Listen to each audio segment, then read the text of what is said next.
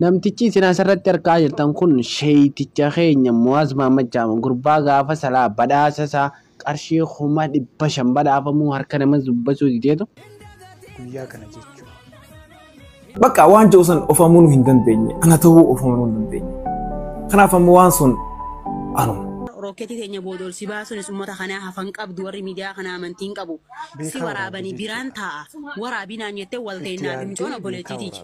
Bira teessee waraabeenan viidiyoo. Tanti masuuti raana erganii footoo isaa gadhii sinaan jedhaan waan akkanaa kanan jee aan lakkiin dhaqqabadhu waan akkanaa kanaan jeenan. Ganaa kamcaa kunillee akkas qabu jira jan. Video kanaan walitti deebinee jirra. Video torbaan kana social media irratti haasaa guddaa ta'e jechuudha. Videoon kun akkamitti social media irratti bahe? Video kana irratti namoonni social media irratti video kana gabbaasanis yaada kennanii jiranii akkasumas innis deebii gahaa kennee jira. Namoonni tokko tokkos yaada kennanii jiru video kana irratti. Haga dhumaatitti na waliin tura. Namoonni yeroo jalqabaaf gara chaanaalii kanaatti dhuftan YouTube isaa subscribe nu godhan dhaamsa keenya galatooma. Hundi keessanuu like godhaa gara videootti.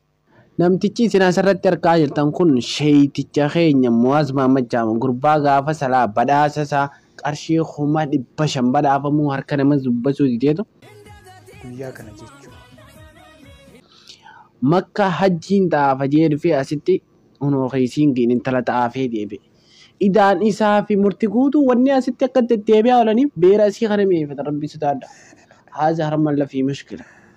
Mee mucaa gadheen nyaattee jirte amma gadheen si nyaattee jirte kaameeraan akkan taane si qabe baleessaa garuu an kan na dhibe maaliif kaameeraa waraabdanu obaasanii gurbaa dullatti as harkisee kun carqii tan afaan kana akkanatti nama dhunkatu wama jiraati garuu itti tolteedha wanni dhuytu hundi itti tolte intala argatte akka qaba. Videoon kun viidiyoo dhoksaadhaan waraabame akkamitti waraabame maaliif waraabame kan jedhu deebii gahaa namni waraabe yookiin namni viidiyoo kana waraabsise deebii gahaa kennee jira. Haa hordofnu. Ana Mu'aaz namoota hanga muraasa waliin mana kasitteenya qamaa jira. Ani yeroo sanitti qofuuf qamisa aniin taa'u jira. Kuma nama qofuuf qamisa uffadhee taa'u jiru kanatti mataan kiyya rifeensi na banaadha. Sammu Mu'aaz suuraana mana keessa jirra. Mu'aaz akka fillafiin taa'u jira. Suuraana kaase. Mu'aaz wallahi warabbal kaabaa suuraana kaaftee hin jeen. La sin kaafne jeetu machi dhaabbate. Inni garuu na kaase suuraa dabarfatee jira. Kara biraa. Inni kun nama miidiyaati nama waata. Kana kaasee yaada ijoolleen na dhagahameen viidiyoo san nuti namni hanqee muraasni takka ijoolluma. Warreen sirraa abichinaa fi suuraan waliin nama dhiiraa waliin na kaasan sanii wajjin waltaaneetuman viidiyoo irraa waraabe.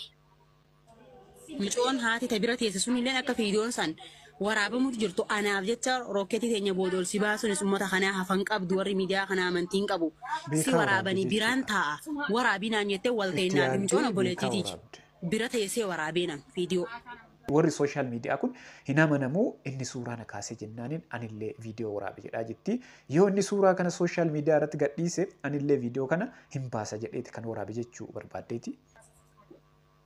Waraabnan irra naqee maal naan jee lafaa ol kee wallaahi rokketii na waraabdee jeeqamoo jirra. Jennaaniin la an dafeetumaan gabbuufadhee nama jala sheer godhadhee viidiyoo nama dhiiraa jalatti sheer godheetumaan la abbichuma suuraa waliin nu kaafamte kanaaf hin sheer godhan nam tokko erguu kiyya hin kakadhullee islaamallee waan hin godhe hin goonallee hin jawan amala kiyya kun erkadheetu waan keessaa haqee laal kunoo Mu'aaz hin waraabne hin jee ni shakke waan san daqiiqaa meeqaf mirtaa ta'uu dide yaani dila teenyu san hunda yaa rokkeeti wallaasi shakkutti hin jiran naan jee aanilleen sin shakkutti hin jiran maan jaan dila ol bira teenyu san naafi Mu'aaz nama citii waliitillee beeku kana citii diyya beeka citii isaatiin beeka. Hanqa waliin dhufne sanitti akka faamilii wajjin jiraanne. Tamaam. Eenyuun caalaa ittiin dhalaa isaan dhalaa wajji qofalla wajji taphanna nyaataa dhugaatii bakka takka wajjin nyaannee dhugna qamaatiin barcaan keenya bakka takka jechuudha. Siigalee ani efa guyyaa saniiti gaafan Facebook irratti ijoollee teenya wallabee suuraa walii wal maxxansu jiru tokko arguun dhabdu. Gaafa san suuraa posti godhee hin beekan. Sani lammiin bar nama baalagee fi numa hidhatti. Lammiin tiyya na hidhattee na tuna maratte. Yawwaala kiyya qaqqabanii wamati ol baasaa ooltu kanarraa wuja'anii foormaat narraa godhan. Ji'a lama dura. Yawwaala kiyya fa foormaat achi keessaa ta'e. Immoo nama tokkoof ergamuu suuraa viidiyoodhaa Mu'aazanii هنكهد تساني على جرو أبيتش أولباس ربين الدنيا آخرة حالتي يا في التي يا والنجارسيسي يو إسلام تعطني إسلام متي أمانتن وبنك أبو تشوسا كيسال لينجرو bifa kanaan karaa kanaan waraabamtee viidiyoon tun sooshaal miidiyaa garaagaraa irratti faffacaatee jetti namoonni tokko tokkos viidiyoo kana irratti yaada kennanii jiru haa ilaallu. Maqaa jalatti ni qalaate murte guutoon enerjii san guyyaa bara kana murte guutoo tarii bareedaa. Amma maal naannoo ni beekanan haga san jechuun namaan natti mesi dhalaan natti mesuuti irraa erganii footoo isaa gadhii sinaan jedhaan waan akkanaa kanan jee aan dakkiin dakka baddu waan akkanaa kanaan jeenan. Gana kamcaa kunilleen kaakas haqabu jira jan maas jettan kana gaa. Usbo. Wallahi sa. Kana qofaati viidiyoon biraallee. Ilmi namaa bakka ilmi namaa ifeeggachuu qabu. Ani alhamdulillah hin jenne alhamdulillah bakka namni amma anaa kana ibsa wallahi duriyyee maafi anaan daancha. Dhiira tokko wajjin kana nikikii qabu qaban. Maaliif irraa hin araam dalagasi jamma kaniin jaaladhe halaal godhadhee wajjin wanta jaa. Jara keenya qoyaan tana dhidda nuti dhabnee barakata taa'u jirraawu. Ka argatee biraa taa'u tani maasummaa qabee mana siree ol geeffatee ol fuudhee akka hin dhaatin hin jaabara. Wani na aarsisanii bara. Yaa intala baadiyyaa mee dhiisime wallahi dhalaan ta'e Oromoon tummo. Anammaan tana bar bakka anamma Oromummaa kanaa waliin kaadan jee bar. Laalama beekadhu guzee kanaa kana isaatutu siin fadhu jeeni jechuu ibsa. Irraa waraabanii gaddisanii. Mucaa takkaa shishaa harkiseen beekin mucaa takka uff godhaa maashaa isaa nama barsiise. Bepi bar wani sun leon tana nasi harkisa turen garre. Sana mama dice wani. Ni tolti kam jabar. Tamari wana fatu jira be kado bepi sun. Ashisha fata kam pun jira. Ibe tahu. Wallahi rabbin akas naman godini. Garu ilmi nama wal sattara. Viidiyoon biraallee jira. Viidiyoon kana fakkaatu sitti erginaa gadi baasinaan jedhanii jennaaniin dide jedhaa jetti. Viidiyoo sana yoo ilaaltanii jettanii wanti inni fayyadamaa sun sammuu isaa akka adoocheeru akka sirrii hin taane namni kamiyyuu viidiyoo san laalee salphumatti hubachuu danda'a. Sheek Mu'aaz hin jiru tiktookiin isaa sorry feesbuukiin isaa Mu'aaz qofa jira. Mu'aaz Muhammad jedhamee Sheek Mu'aaz Muhammad hin jiru takkiin ustaaz hin jiru. Mucaan ammas silaa namni guddaan bultii qabu osoo dogongoro. Kabuti kabu kailmo kabu wame koso godu mucaa xiqqaan qacaleen kofoo ofirraa kofoo uffatee bishamiisa uffatee malee waa takka hin qabne kuni maaliif dogongora jechuun isinirra jiraatu. Silaa dogongoruu baatee yoo dogongoruu baatee fedhee godhee maal rakkattan isin. Hai Oromoon tun warruma ajaa'ibaati amma dubbii ajaa'ibaatiin isinii dhufe jechuu. Ajaa'iba qabda wallaahi. Hoo anaa poost godhatee itti sunoo. Akka waan goota waan gaarii gootee takka gabbaatee anaatu poost godhee akka waan gaarii gootee takkatti anaatu poost godhee itti gabbaatee jechuudha. Anaatu akkas godhee inni na waraabnaan si waraabaati feemas nam tokko sin beekuti maal si waraabu eessa si geessa namni si beeku hin jiru yoo poost si godhee namni si beeku hin jiru saayiboota hanke malee si hin beenu nuti amma si agarree bar si hin beenu nuti feemasii yoo poost si viidiyoo si waraabee footoo si kaasee. Because yokin gabbinaan keeti tolee yokin immoo fuulli kee yokin immoo dabbasaa maal kan keeti tolee footoo si kaafachuu danda'a malee poost si godhuuf miti. Because eenyu si beeka poost ka si godhuuf. Namoonni waan akkanaa hojjetan sirriitti yaadaniiti. Mee yoo viidiyoo kana ilaaltanii jettanii sooshaal miidiyaa hawaasaa kana irratti ilaalcha namoota hagam akka harkiseeru hubachuu dandeettu. Beekamtii ittiin argachuuf namoonni tokko waan akkanaa hojjetanii. Mee wal dhungachuun sheekar rajal qabi, ulamaa irrajal qabi, ambiya rajal qabi, namu wal dhungata. Qeensii fi paastari rajal qabi rabbi maleedha. Rabbi qofaatu jaartiin qabne, rabbi qofaatu dubartiin dhunganne. Waan kanarraa qulqulluudha. Fedhiis rabbiitu nuu uume. Wal dhungachuus rabbiitu nuu uume. Akkaataatti wal dhungattan bareeffadhaadha jee malee. Namu istaayila barbaadee wal dhungachaa jira. Viidiyoodhaa dirree irratti arguma jirtanii namu wal dhungata jaalallee isaa hammatee dhungataa Finfinnee keessattis bakka iyyuttis Arsittis Argettis Jimmattis Wallaggattis bakka iyyumattuu addunyaa irrattis wal dhungata. Kasiyyaadhaa arsuu siyyaadhaa arsa. Kasisha arsu sisha arsa kane ashisha arsu ashisha arsa kan ganja duga dhungachuun akka waan addaa tokkotti Baaf godhuun akka waan addaa tokkotti dirree hundarratti namuu godha. Dargaggoon haa bashannanu nuti dargaggoo irraa wanni barbaannu dhimma isaan uummata Oromootiif hojjetan qofaadha. Bilisummaa mataa isaanii eenyumaa hundorkinu nuti. Azaaba barbaanne yoo jaanis jannata barbaanna yoo jaanis mirga isaaniiti. Artist Kadir Martullee waa'ee isaa irratti akkana jedhee jira. Sirriidha. Waan isatti tole filachuu danda'a. Way Oromo dhugamatti girrisaadha isin dhugamatti girrisa. Sa'atii nu gadda keessa jirrutti sa'atii ammootiin ilmi keenna ammootiin gorra'amaa jirrutti sa'atii ammootiin haati teenna gorra'amaa jirtutti sa'atii ammootiin obboleessi keenna gorra'amaa jirrutti ati ammootiin dhimmi ammoo nama tokkoo mucayyoo dhungatee susi cinqeet asirratti miidiyaa irratti haasoyta kunillee kaan irra haasaya kunillee kaan irra haasaya.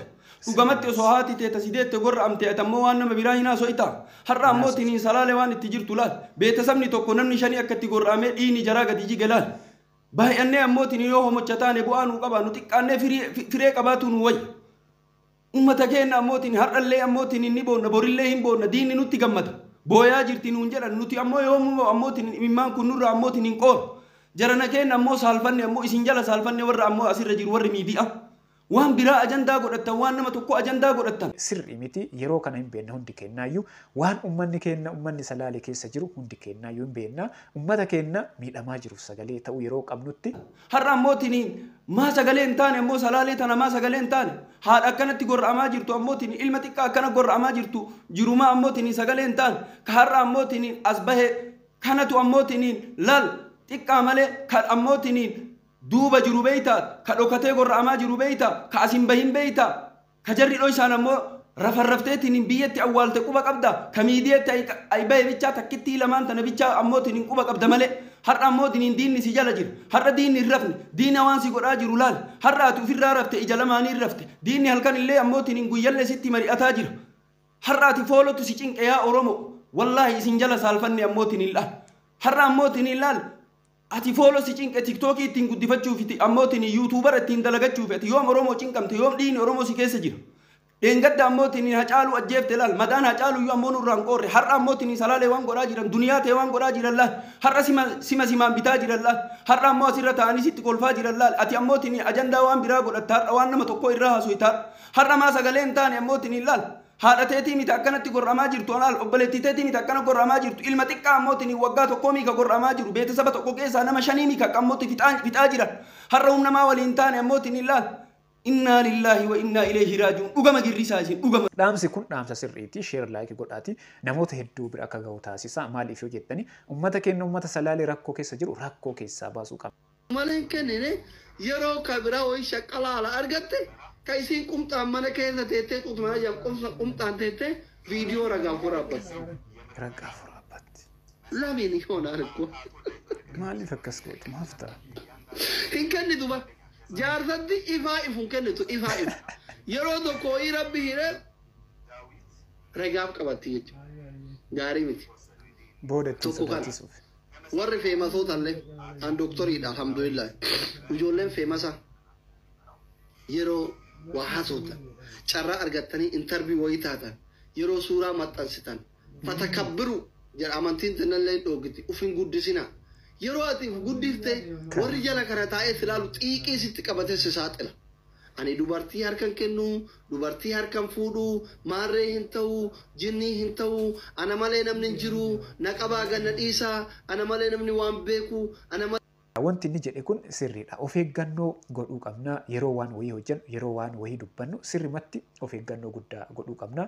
Keessattuu seefuu on EBS irratti dhiyaate wanti inni hojjete sammuu namaa keessa salphamatti waan baduu miti. Indee ani amala kiyyetti nama hin qabu, dhalaaf hin qabu. Dhalaan takka mi'a saabatu mo'aas kontirool godhee kiyya godhadheetiin jirateettiin jirti. Mucoo san malee. Okay? Mucoon sun akkam na goote? The way she treated me, the way she giving to me love. Baka wanni si hunda addabo. Khabaja adda isina khanatu, you know, nama like sirra sifiyatu. Waan ma khaytu dhimu ma khayti fi nama rakkatu kon jiru. Nama kasi torte.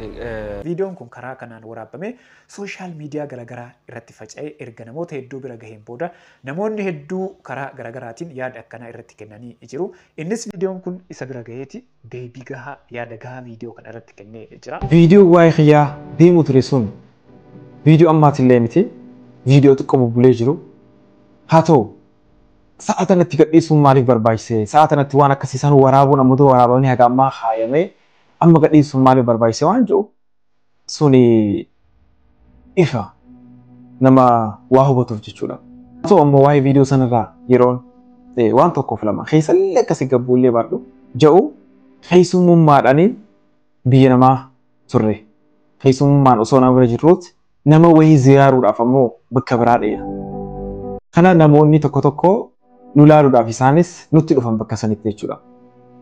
Guyyaa san nan yaadadha. Mana san dhaquu qofa yaadadha. Bakka san ta'uu kiyya qofa yaadadha malee. Wallaahi akkas ta'uu kiyya ammoo waan tokko yaadama isarraa qaba.